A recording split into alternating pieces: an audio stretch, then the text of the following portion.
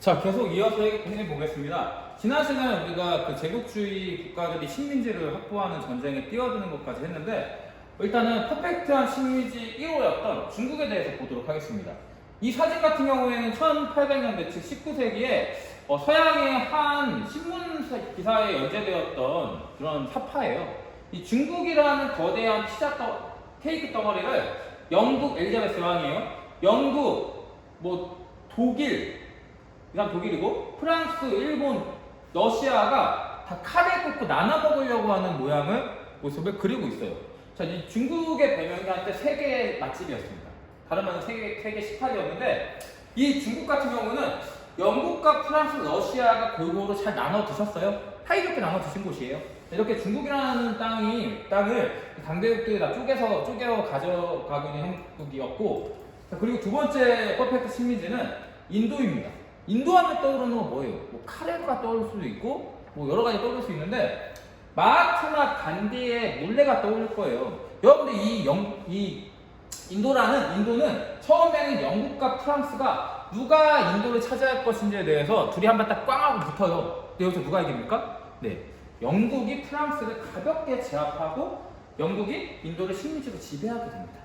자, 그러다 보니까 이제 영국이 인도에 엄청나게 많은 면직물을 팔게 돼요. 모직물이나 면직물을 팔게 되는데, 이 면직물이라는 게 뭐냐? 영국 같은 경우에는 양을 많이 키우잖아요, 유럽은. 그 양의 털을 깎아가지고 만든 천을 얘기해요. 인도 사람들이 영국에서 팔아낸 천을 굉장히 많이 사용했었거든요. 그리고 또 한 가지는 영국이 인도에게 세금을 많이 붙여가지고 팔았어요. 그래가지고 나중에 간디가 이렇게 얘기하잖아요. 우리는 더 이상 영국산 면직물을 쓰지 않겠다. 그리고 소금도 영국에서 파는 거 쓰지 않고 내가 직접 바다에 가서 염전해서 바닷물을 증발시켜서 소금을 만들어 쓰겠다라고 하면서 독립운동을 했던 게 이 마하트마 간디입니다. 자, 인도는 영국의 식민지였어요. 자, 그리고 또 한 가지, 세 번째, 굉장히 중요합니다.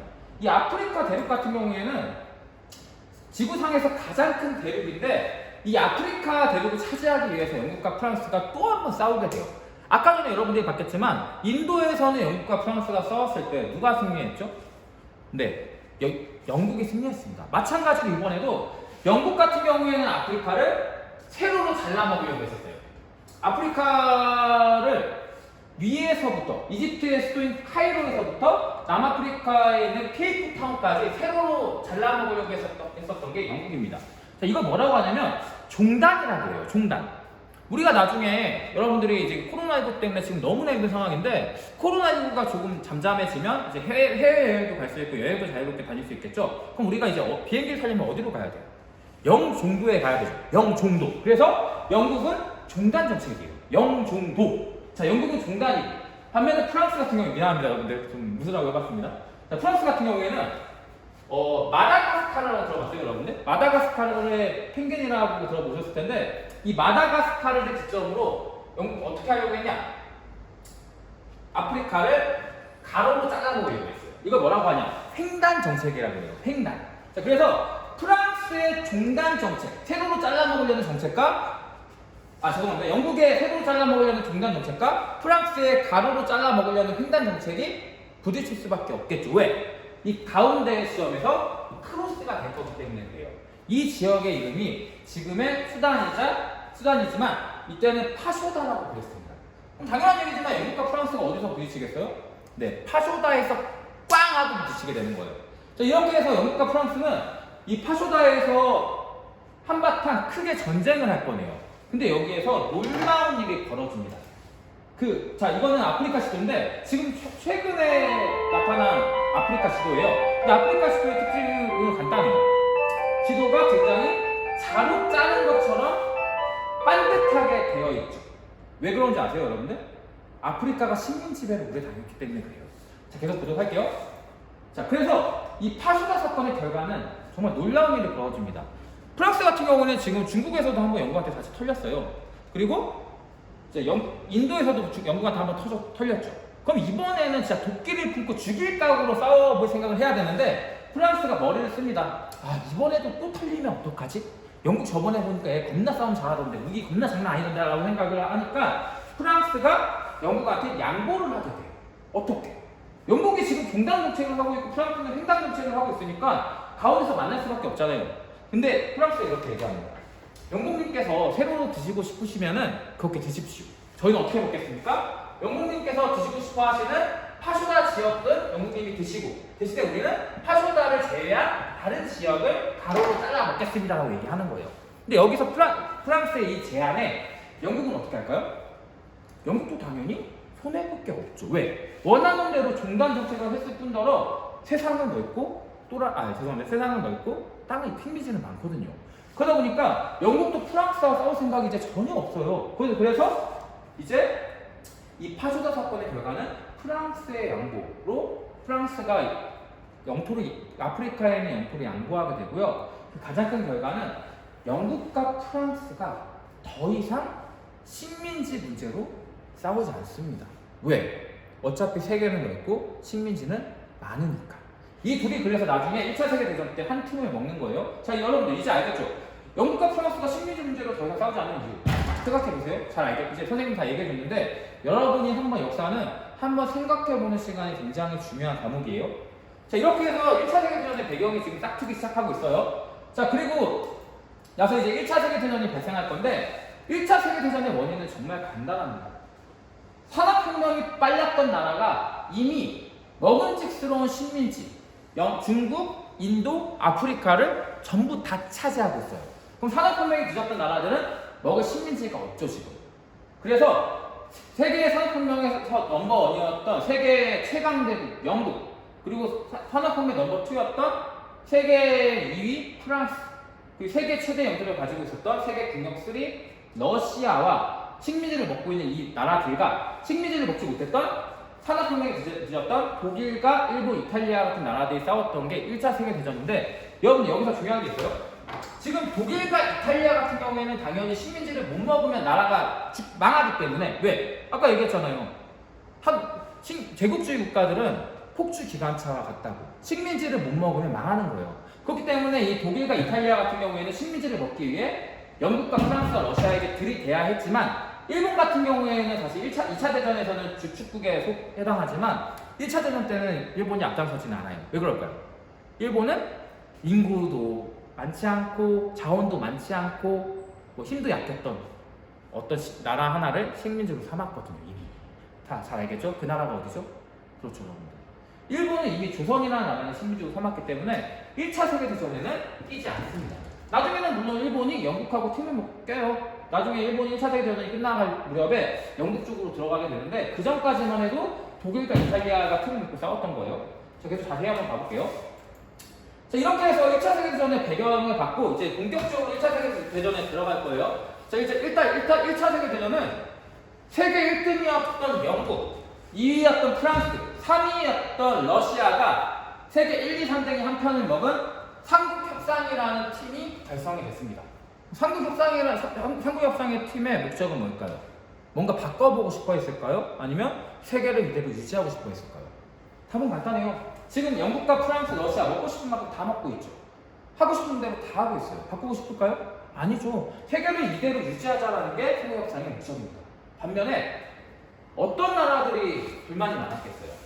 식민지를 먹고 싶은데 식민지를 먹지 못했던 이 쩌리 국가는 아니고 이 산업혁명에 뒤졌던 이탈리아, 독일, 오스트리아, 헝가리 제국. 다른 말로 지금 같은 경우에는 오스트리아가 조금 음악도시지만 이때까지만 해도 세계 강대국 중에 하나였어요.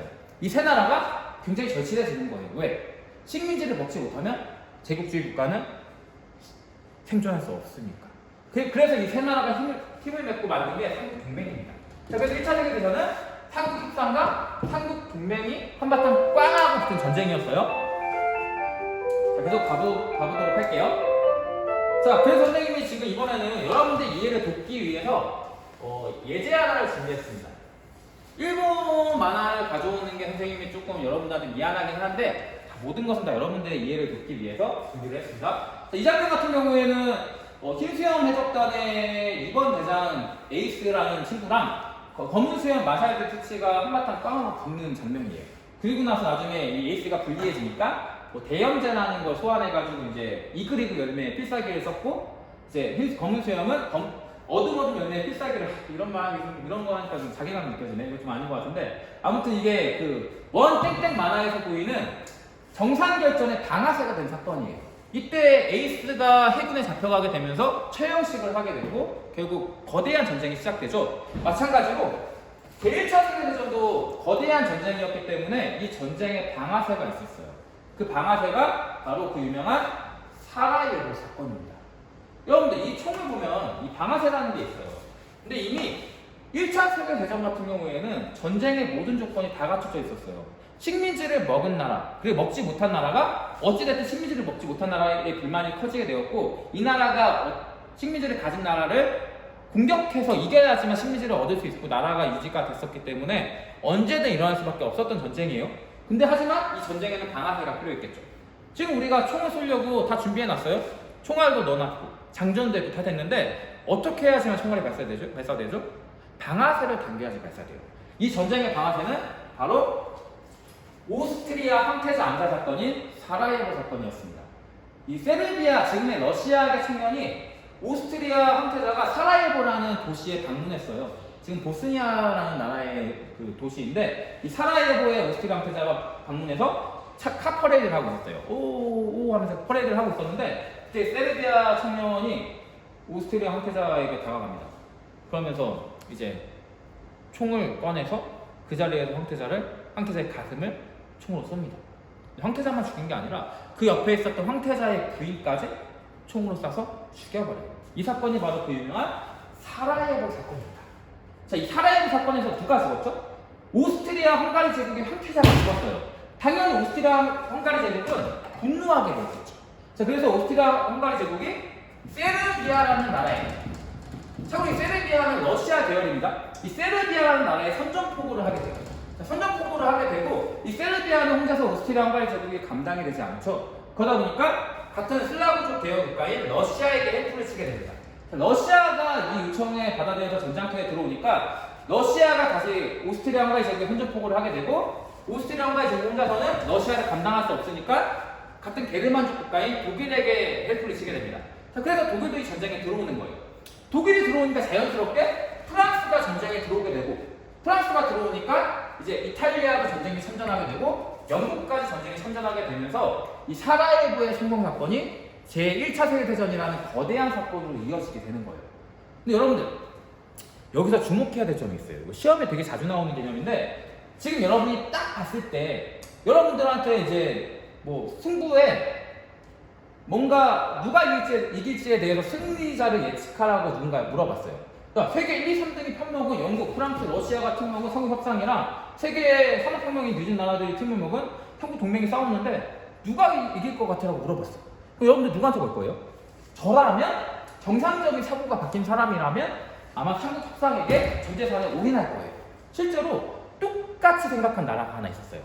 한국 동맹의 국가였던 이탈리아는 이제 각을 잰 거예요. 야, 이거 솔직히 우리가 산업혁명도 늦었고 어떻게 보면 쩌리들인데 세계 1, 2, 3등이 팀 먹은 성공협상 이거 이길 수 있을까라는 생각을 하게 되는 거예요. 그래서 보세요 여러분들. 전쟁이 시작되자마자 이탈리아는 한국 동맹을 과감하게 배신합니다.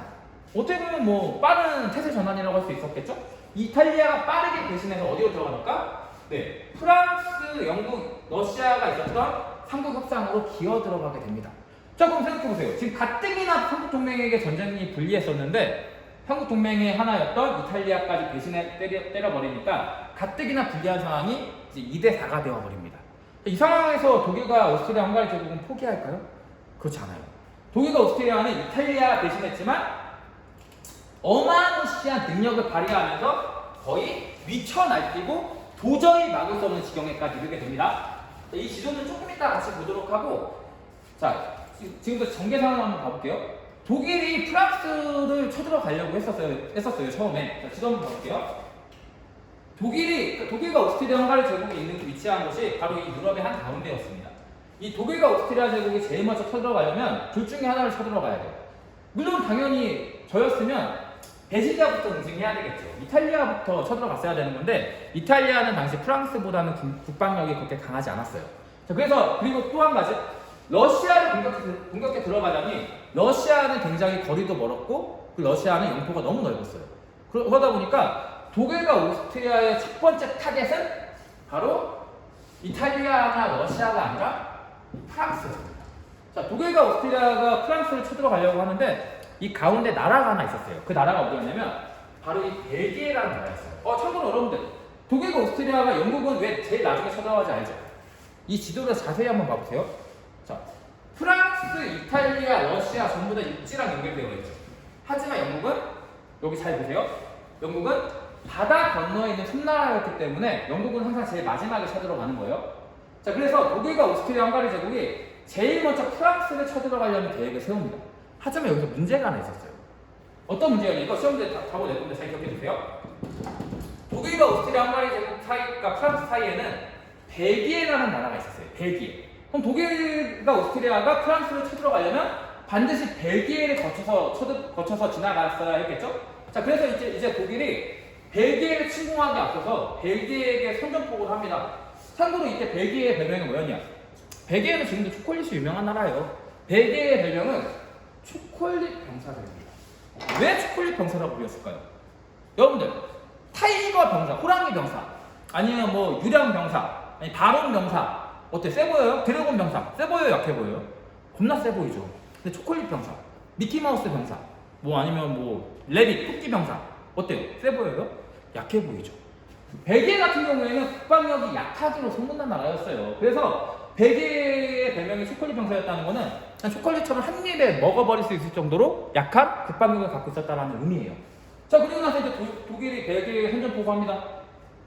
벨기에, 니네 우리 프랑스 치러 갈 건데 즉시 항복하라. 항복하지 않으면 남자는 전부 다 죽여버리고 여자는 하겠다라고 이제 협박을 합니다. 그럼에도 불구하고 벨기에 항복합니까 안 합니까? 이때 당시에 벨기에는 독일에게 항복하지 않습니다. 그리고 나서 벨기에가 독일의 공세를 막아냈는데 이때 독일이 신무기를 하나 가지고 가요. 뭔지 알죠, 여러분들? 지금 터미네이터가 쏘고 있는 건데 기관총이라는 신무기를 가지고 가요. 근데 이 기관총이라는 게 진짜 선생님이 저번에 그 동학농민운동에서도 보여줬듯이 말 그대로 개사기예요, 개사기. 왜? 남들 한 발 쏘는데 이거 수백 발 나가잖아요. 이거 못 막아요. 그러다 보니까 벨기에가 3일만 항복당하는데 의외로 벨기에가 굉장히 잘 버틴 거예요. 독일 수뇌부에서는 당시에 벨기에가 하루도 못 버틸 거라고 예상을 했는데 3일 동안 버틴 거예요. 3일 동안 버티니까 독일 입장에서는 화나요, 안 나요? 화나죠. 그래서 독일이 처음에 약속한 대로 합니다. 남자는 진짜 다 죽여버렸고요. 여자는 다 뭐뭐 해가지고 이 사건이 벨기에, 여기 선생님 이거는 좀 이렇게 할게요. 벨기에 이런 딴 기억이 두 개 들어간 사건이 일어나게 됩니다. 하지만 이거 시험에 안 낼 거니까 외우지 마세요. 자, 그런 다음에 이제 벨기에를 작살낸 다음에 그 다음에 쳐들어가는 게 프랑스 침공입니다. 프랑스는 처음에 벨기에를 통해서 독일이 신무기, 기관총을 갖고 있었다는 걸 알았을까요? 몰랐을까요? 알았어요. 그럼에도 불구하고 기관총이 이 정도 센 줄은 몰랐대요. 처음에 독일의 기관총 공세에 프랑스가 한 방에 샥 하고 밀리게 됩니다.